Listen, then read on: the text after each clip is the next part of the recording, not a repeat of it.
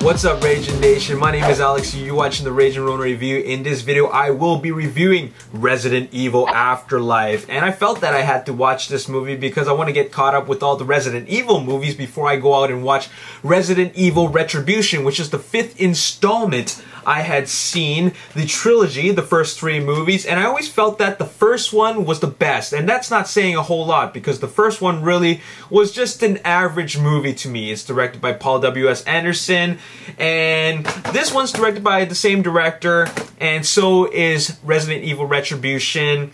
Paul W.S. Anderson is a director of some very average movies. Aliens vs. Predator. Soldier was... oh man. Event Horizon. His best movie was Mortal Kombat. And if you know Paul W.S. Anderson, when he directs movies, they never actually end. They always have some kind of a cliffhanger ending that make you feel like there's more to it. And that's no different with Resident Evil Afterlife and the entire Resident Evil franchise. It just keeps on going, and I don't know when the heck they're going to stop. Anyways, so I had to watch Resident Evil Afterlife. Let me tell you something.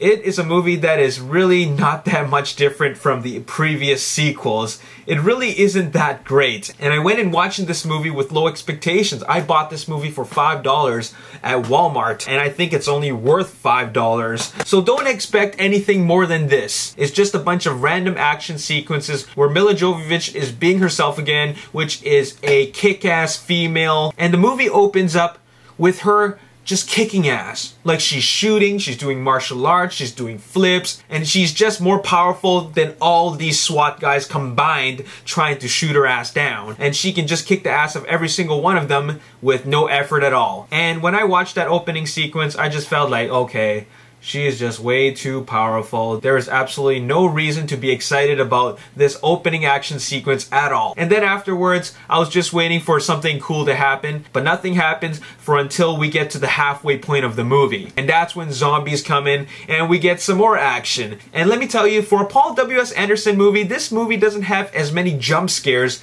as the other movies he has directed. Like, he's really known for that, especially with Event Horizon and the first Resident Evil movie and Aliens vs. Predator. But I didn't find that Resident Evil Afterlife had that many thrills at all. It was more large-scale action sequences and not really any scary moments. They kept on revealing the same type of zombie with the mouth that splits open 4 ways. You know, this guy right here.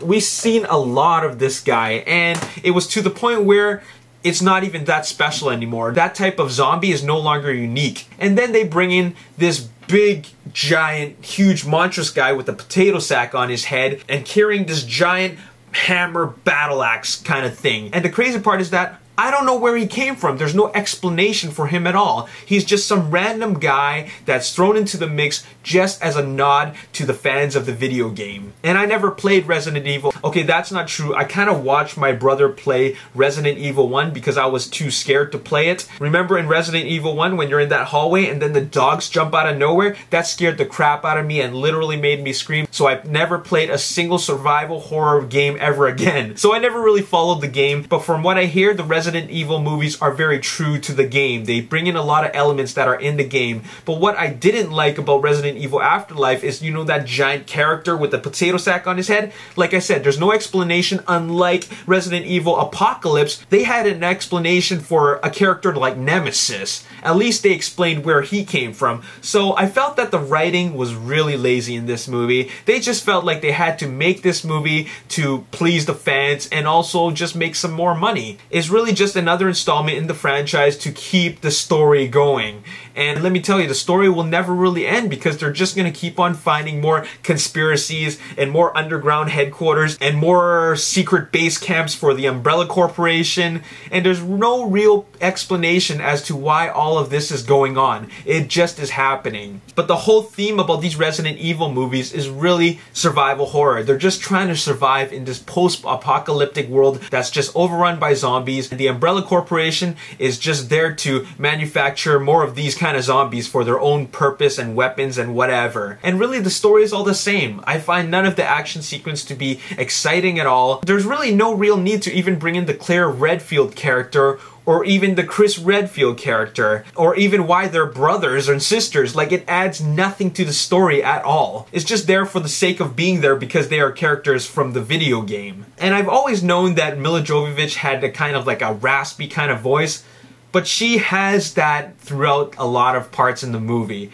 And it's really kind of annoying. I thought that the first 3 Resident Evil movies were kind of entertaining to dumb to stupid, but I really feel that this is the worst one of them all, Resident Evil Afterlife. But I had to watch just because I want to get caught up and I want to understand the story of Resident Evil Retribution, which I will watch on a cheap Tuesday night for $2 at Dolphin Cinema, because that's all I think it's worth. It does look good in the trailer, but I know I will be deceived when I watch it. If you're gonna watch Resident Evil Afterlife, know this: it is the worst one of the franchise so far. I haven't seen Retribution yet, so I can't really say that, but it is a pretty bad movie. If you have an hour and a half to kill, watch it, but don't expect anything too groundbreaking. In fact, it kind of felt like a B movie, like it should have been direct to DVD. Just some things just feel really cheap about the whole movie. Like, a lot of things that they do in this movie don't really make a whole lot of sense, and it's just got some really lazy writing. If you've seen Milla Jovovich in Ultraviolet, then you pretty much know what she's gonna be like in the entire Resident Evil franchise. Anyways, that's all I have to say about this movie. I give it a 4 out of 10. If you want to check it out, buy it at the bargain bin, but don't pay more than $5 for it, or just rent it or watch it on Netflix. But it's not something that you're gonna lose any sleep over if you don't watch it before watching Resident Evil Retribution. But if you want to get caught up with the story, do watch it, because I'm sure it's totally related. Because like I said, with all Paul W.S. Anderson movies, they always end in some sort of cliffhanger.